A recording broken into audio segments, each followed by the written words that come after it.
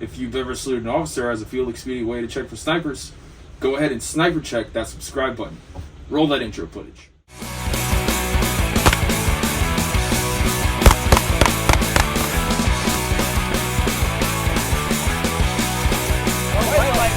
Right hard, Tommy, run, break through, buddy, break through!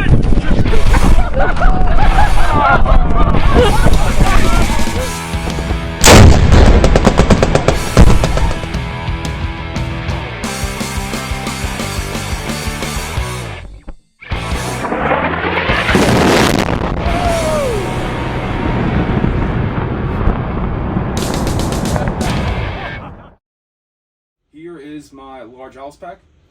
It is the LC-2 variant. I got this a couple years ago because I was tired of breaking the old Molly 2 packs with the plastic frames and wanted to switch to metal. And I've always liked the Alice packs, grew up with them. Just nothing but disappointment with those plastic frames. So over the years, I went ahead and switched back to the Molly pack. And lo and behold, while I was doing my research for that, I discovered that they have several upgrades for them. So I went ahead and upgraded mine as best I could. Still got a few more things to do, but as for right now, it's running and operational. Been running it in this configuration for the last year and absolutely love it. So I'm going to take you through a bunch of the upgrades that I have. So starting from the back of the pack, first and foremost, we've got the Fire Force straps. These straps are from Fire Force. At the time that I bought these straps, they did not have a model that came with quick release buckles. So I went ahead and modified some quick releases out of paracord just so I could get a little bit more purchase on the strap. And this way I can pretty quickly release it. When I'm wearing it and there's more pressure on the pack, that'll release a lot easier. So it works for now, but now they did come out with a model from Fire Force that does have the plastic buckles to quick release. So I'm going to go ahead and pick those up real soon. Moving on back here. Got the frame. The frame is from Tactical Assault Gear. Great frame. A little hard to see with my tarp there, so a little difficult to see. But the frame is curved to fit around your plates. If you're wearing a plate carrier, if you're not, I like to stick a tarp back there. Takes up no space, and then also back here I've got all my bungee cords. So. Great way to deploy that easily from the back of the pack. Moving on down, behind the kidney pad, I have secured back here a hammock. It's OD and tan, and then it also has a built-in mosquito net. So if the patrol permits, I'll go ahead and bust out the hammock. If not, I've also got a BIV sack we'll cover later on. Here's the kidney pad, also from Fire Force. They've come out with a new one since I've picked this one up, and now they have some that have Molly on the sides. So that'll be one of my next upgrades to this pack. But this pad and these straps are a tremendous improvement over the original LC-2 straps that come with the pack. To the side of the pack, you can see I've got canteens mounted on both sides. I also have them secured a little bit tighter with a thick band of shot cord that wraps all the way around the pack.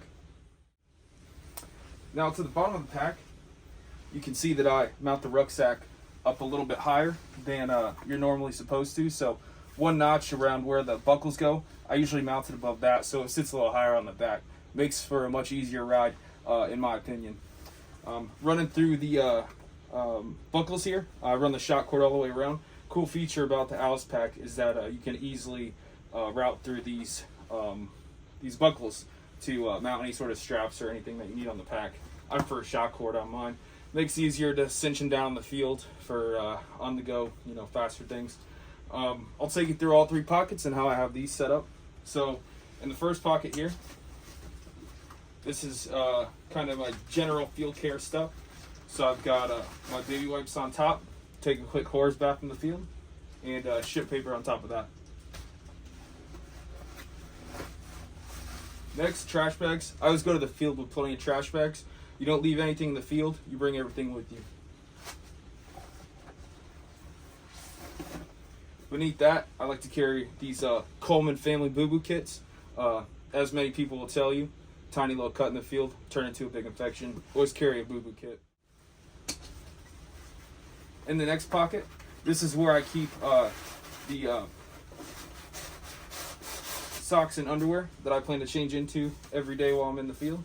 I have more that are in the bottom of the pack itself, but generally speaking, I'll wear a top and the same bottoms for a couple days before I go and switch to another pair of tops and bottoms. But I do change out the undershirt, the sniper veil that's around my neck, and the underwear and socks that I wear every day. So that's what's packed into here, is a few changes of socks and underwear. Then when these run out, I'll know it's time to change in my next uniform, refill this from inside the pack, and push on for the next couple days. Then in the third pouch, this is where I keep all my rain gear. So there's a poncho in here. If it's going to be cold conditions, I also have a woobie in here too. But for right now, this is just the poncho because it's summertime. Always have your poncho located on the outside of the pack. It only takes a few minutes for you to become soaking wet. Also in this third pouch, I keep my leg gaiters. Alright, so my top 3 pouches. The first one, I've got a quick change of socks. As I told you before, I keep changes of socks and underwear in here, but I always keep one pair of socks prepped right up here in case my feet are soaking wet from crossing a river or stream, or just sweat throughout the day. So I always have a pair of socks up here, fresh and ready to go. So on a quick security halt, I can just change my socks real quick. Also in this pocket, waterproof. I also keep a headlamp. It's very important to have a headlamp easily accessible in your rucksack. The next pocket, keep a shemagh. Ton of uses for this, but always keep it up front.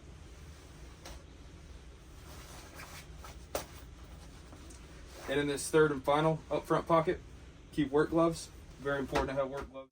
It's easier to stage your rucksack at an ORP and then deploy from there with just your assault pack, so you're not bringing all this gear on what could be a quick in and out mission. Also keeps you lighter and faster. So assault pack goes on the very top of the rucksack. Definitely have a toothbrush kit. I like a small compact one like this. Easy to find in the rucksack. Brush my teeth real quick, boost morale. And honestly, not brush your teeth, fucking disgusting. Underneath my Daypack, you can see I've got my sleeping bag, I've got my bivouac pouch, and I've got my bivy sack. It's very important that you pack a rucksack lightest stuff from the bottom to heaviest stuff at the top, and then also do your best to balance out the sides. So my bivouac pouch and my bivy sack are about the same size, so I point those upward and load those on the side. They're also easy to access underneath the Daypack too. So obviously at your bivouac site, you want your bivy sack easily accessible, so you can deploy that with your sleeping bag next to that, so you can deploy that. And then your change of clothes. So if it is time to change your clothes, you can change your clothes before you go to sleep. Next in the pack, this is a empty wet weather bag or dry bag for you civilian types. This dry bag is for my uniforms that are dirty and socks that are dirty and everything else. They can get packed away into this. So very important to bring an empty one of these to the field with you. It's very important to waterproof your clothes that you've already worn, so that way if you do have to get wet, whether it be rain, river crossing, whatever, that you're not carrying a bunch of soggy clothes around. So adds more weight, so best to keep everything dry.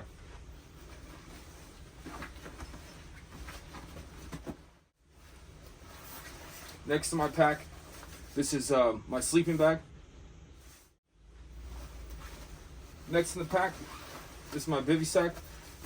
This is the one from Snug Pack. Their Stratosphere. It has poles, so it can make a little canopy around your head. I find it makes living in the field much more comfortable, especially in nasty conditions. So must have. Last in the rucksack, this is all my uniforms. So I have 2 extra pairs of uniforms in here. So like I said, 1 pair of uniforms for every 2 to 3 days, or if they get grosser, then shorten that timeline, but generally 2 to 3 days. So I have 2 extra uniforms in here, as well as multiple pairs of socks and underwear to replenish my other supplies that we already talked about. My radio pouch here, this is where I keep all my chow.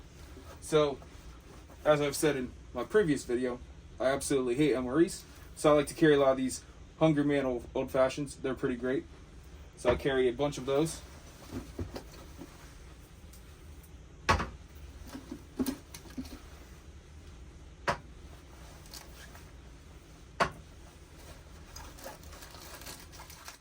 Also, I like to carry these energy cookies, 10 grams of protein, 180 milligrams of caffeine, keep it going.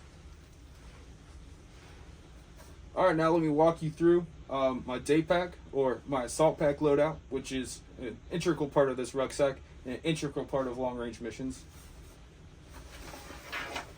So first you'll notice this has a camelback in it. I like camelbacks for long range missions. Typically I prefer water bottles for short stuff, but if it's anything long range, you really can't beat camelbacks just because of the amount of water you can carry.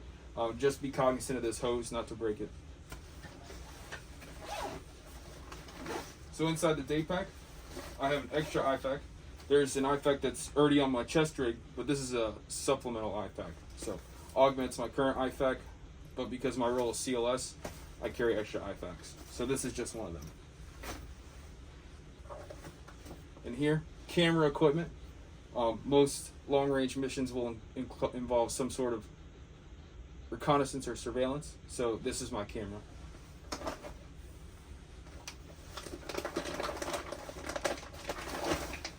As I said before, I absolutely hate MREs, but you can't beat Chili Mac. So I've got Chili Mac MREs field stripped and packed in here as well. Also in here, water purification tablets, water bag, and survivor filter, as well as fire tablets.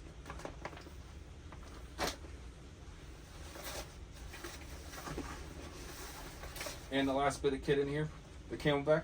So 2.5 liters of water, ready to go. Also, like I said before, I keep canteens on the side of the pack.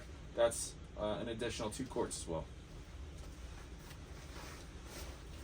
To the top pocket here, this charges all my devices. This can charge my camera, this can charge my phone, and this can charge any other sort of electronics that I have to bring to the field with me. Chem light. A lot of this stuff you've seen covered in the last video. It's really just a duplicate setup. AA batteries, Frick 152 batteries, vodka, and water tablets.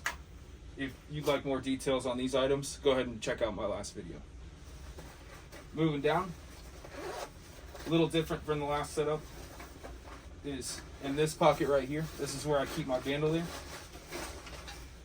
So these bandoliers, I prefer the ACU ones. They're cheap. They're also easy to find in a pack, which is a great thing about how terrible this camo pattern is that it's easy to locate inside of a pack. So I keep 3 mags ready to go on the outside pocket in case we get into trouble. This can hold 2 aluminum GI mags per, or if you're running Lancers or PMags, you can only fit 1 per. So be cognizant of that. And last but not least, this is always packed towards the top of the rucksack, but this contains canned water. This will keep me for 2-3 days. It is filled with the Liquid Death Tall Boys. I prefer these for the field, better than plastic bottles, way better for you. Also can't beat the taste. So this whole thing is chock full of cans of Liquid Death. So that sits at the top of the pack.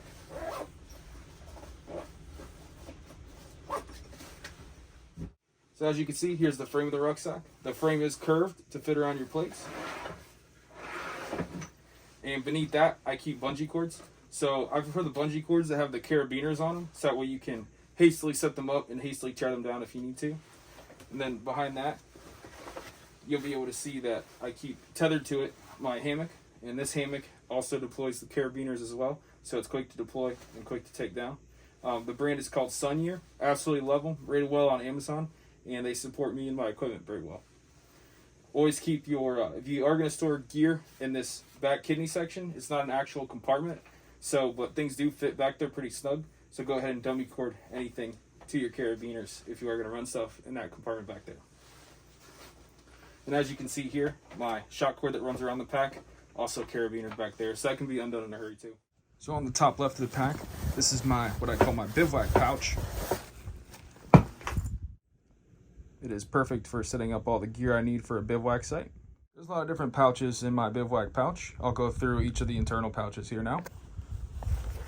So I keep a Hank 550 cord. This is set up to the approximate length that I'll need to basically run a ridgeline on just about any set of trees. And then I also keep a giant daisy chain of 550 cord also in this pouch. Daisy chain will allow you to hold a lot of 550 cord without it getting tangled. Also keep a roll of tape. Always keep lighters with 100-mile-an-hour tape on them. Easy way to store 100-mile-an-hour tape, takes up no space and weight, and you'll never know when you need some tape. This is my K-bar spoon and camping spoon. So, or I guess it's a spork, titanium spork, but great for bivouac sites, great for eating chow. In the event you don't want to use MRE spoon, these work better. Also in here, this is my SOG saw. SOG wood saw is a fantastic piece of kit and a fine addition to this bivouac pouch. Another solid addition is my SOG Tool. Ounces equal pounds and pounds equal pain. This SOG Tool is much smaller than the general issue Tool. It also comes with a pick on the back of it. This tool is also great for if you need to take a shit in the field. You simply place the end of the tool on the ground, and you can put one leg on the side of the tool while you balance with the other leg, and it's much better than having to take a haji squat to take a shit. So much more field expedient way. And again, super light tool, super strong tool, super effective tool. Absolutely. So in this pouch is my Tripwire Kit. This kit includes 3 12-gauge shotgun shell tripwires. Now, I must give you a preface. I only run flares and blanks through here. I don't run any actual ordnance, as that could be dangerous if a member of your team were to trip. All right, so a couple final points. While these rucks are in abundance online, it's very difficult to find ones that are in good condition that are actual US issue, and you'll be able to tell the ones that are legit because they'll be stamped US on the top, and on the inside there will be a tag that indicates which contractor made the pack. I believe that there's only like 2 main ones that do. If you have questions about it, just write them on the video, and I'll get back with you with the 2 contractors that do it. I got this pack in really good condition from a seller on eBay. A lot of the main things you'll find with these packs is that the inside lid is deteriorated. As you can see, there's only a couple spots on mine that are, and Brent0331 has a video out on how to repair those with the Flex Seal spray. So super easy to repair those. I'm gonna do that treatment to mine.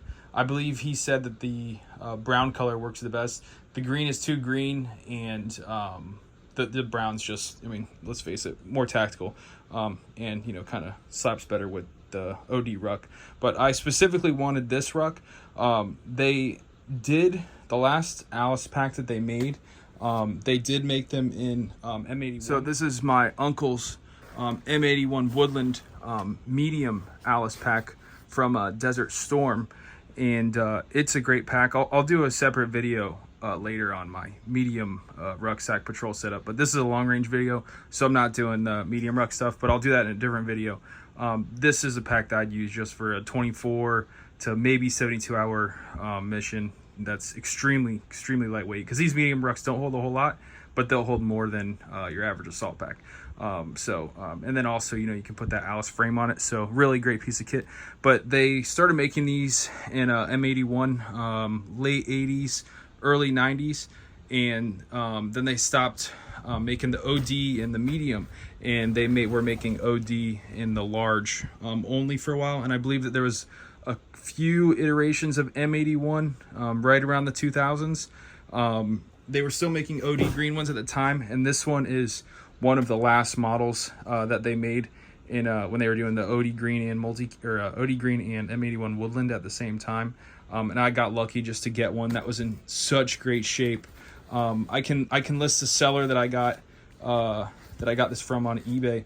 They were super helpful. They had a warehouse full of them, and the guy literally went through, showed me like 16 of his best ones, and let me handpick this pack. And I wanted a very specific OD green.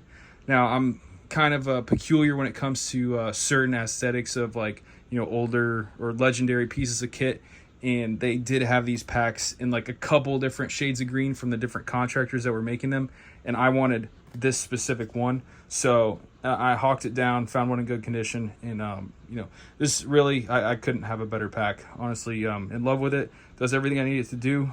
My only regret is that I did not have this during the wars overseas, because this would have really made my life a lot easier. A couple upgrades I'm going to do. There is a company online that I found that does customized Alice packs, so you can send them your Alice pack and they'll mount pouches wherever you want. So a couple things I'm going to do to this one is I'm going to mount a pouch right here, I'm going to mount a long pouch right here, and then same setup on the other side.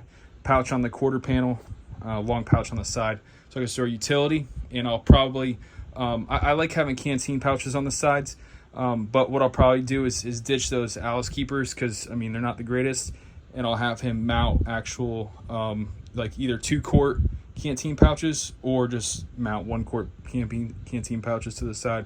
And the guy also, if you want, he can take out your map case here in the top, and he can sew like a jersey net liner on the bottom of it to so you have a, you know, it's not going to be waterproof like the rubber one, but it's another cool option. It has a zipper on it as opposed to tearing through the Velcro, so makes the pack more useful. So we'll see if I do that, but I'm definitely gonna send it in and have the pouches mounted.